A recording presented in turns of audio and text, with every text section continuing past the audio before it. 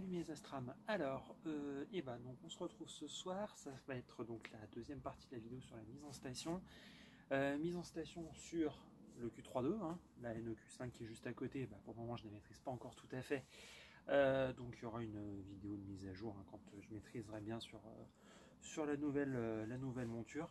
Mais en attendant, voilà, moi je vous montre comment je fais sur mon ancienne monture. Ce qui me permet quand même déjà de pouvoir faire des photos. Je suis passé quand même le premier temps que je refaisais de la photo de 5 secondes de pause à quasiment 45. Je pourrais monter plus haut, mais après les étoiles sont un peu sont pas rondes, elles bavent un peu, c'est pas super. Alors, prérequis, ça je suppose quand même que vous aurez compris. La monture le plus à plat possible. Voilà, globalement orientée plein nord. Donc ensuite, vous avez différents réglages que vous pouvez faire. Donc déjà, on retire le capuchon à l'arrière et à l'avant de l'axe d'ascension droite pour faire apparaître notre pote le viseur polaire. Viseur polaire, je vous montrerai comment le régler, parce que malheureusement quand on les achète, je jamais réglé, hein, voilà, ils ne servent à pas grand chose, c'est réglé n'importe comment. Donc après voilà, vous avez deux trois petites choses à faire. C'est assez fastidieux, mais ça se fait relativement facilement. Si vous avez les bons outils, on est tranquille. Alors, déjà moi ce que je vous conseille, déverrouiller l'axe de déclinaison. Donc là, forcément, j'ai pas le tube dessus, il est à côté, il est sur la nouvelle. Au passage, ça m'arrange, c'est moins lourd. Donc voilà, vous faites pivoter de façon à être tranquille et à pouvoir manipuler un petit peu plus simplement. Ensuite, vous allez coller votre œil là-dedans. Donc voilà, vous regardez. Voilà. Alors vous allez voir un joli petit réticule. Et si vous n'avez pas trop mal fait votre truc, vous devriez avoir la polaire qui est pas très loin du bidule. Donc, ce qu'il va falloir faire, la polaire, donc vous avez votre réticule comme ça en forme de croix.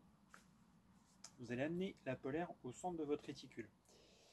Ensuite, une fois que ça c'est fait, vous allez agir sur les vis ici, donc de couleur argentée pour moi. C'est pas forcément le cas sur toutes les montures. Et vous allez donc baisser très légèrement l'axe de façon à venir placer la polaire en bas du cercle.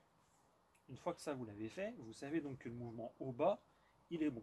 Donc vous pouvez déverrouiller l'axe d'ascension droite, faire pivoter cet axe, ce qui va avoir pour incidence, quand vous regardez dans le viseur polaire, de faire bouger votre réticule. Le fait de faire bouger ce réticule, ça va vous permettre, en regardant dedans, de placer votre réticule, qui est donc gradué 0, 3, 6, 9, merci le cadran horaire, de bien mettre le 0 en haut, le 6 en bas, etc. Ça n'a pas une importance extrême, on peut très bien le faire sans, mais tant qu'à faire, autant faire les choses comme il faut. Hein. Je pense qu'on a déjà une pratique qui est assez exigeante. Si on peut simplifier un peu la vie avec des trucs qui paraissent logiques, ça peut être pas mal. Donc voilà, alors moi on va considérer, parce que là forcément j'ai rien dessus, donc ça sert pas à grand chose, voilà. J'ai décalé, j'ai donc bien mes axes qui forment la croix bien comme il faut. Admettons, voilà, je vous mettrai une petite capture d'écran de l'appli que j'utilise. Vous utilisez tout un tas d'applis qui vous donnent la position de la polaire. SceneScan Init, moi j'utilise Polaris View, enfin j'utilisais jusqu'à présent Polaris View pour celle-ci.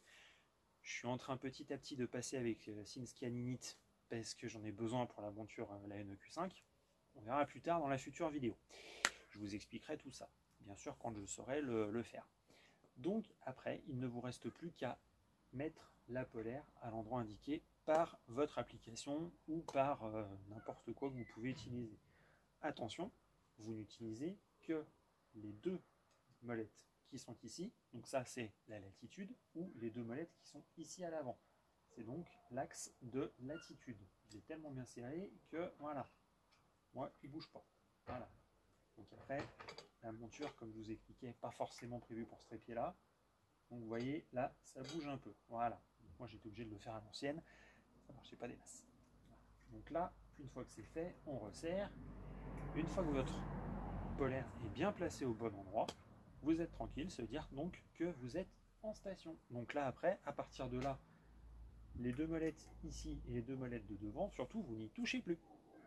Si vous y touchez, vous allez tout refausser et donc il va falloir tout recommencer depuis le départ. Ça serait un peu ballot quand même. Donc voilà, pour la partie sur le terrain de la mise en station, on est OK. Si jamais il y a quoi que ce soit, surtout vous n'hésitez pas, vous me posez des questions dans les commentaires, j'y réponds. C'est pas pour le nombre que j'ai que je vais oublier de vous répondre. Hein. Généralement, il y en a 3 ou 4 qui se courent après. Donc surtout, n'hésitez pas, si jamais il y a quoi que ce soit que vous trouvez que j'ai oublié d'expliquer ou quoi que ce soit, ça c'est ma technique, c'est une technique que j'ai éprouvée sur plusieurs années, que j'ai peaufinée quand même au fur et à mesure des années, qui est valable pour celle-ci, pour le Q3.2 non motorisé Goto. Je suis en train de m'apercevoir qu'en fait les montures Goto, c'est un peu plus compliqué à utiliser que ce genre de monture là. Là on est sur du tout manuel, là on est sur une bonne partie d'assisté par électronique. Ça peut créer des petits problèmes des fois, mais bon, on verra ça plus tard. Et ben écoutez, je vous souhaite bon ciel à tous les Astram, je vous dis à bientôt et on y croit, on va y arriver. À ciao.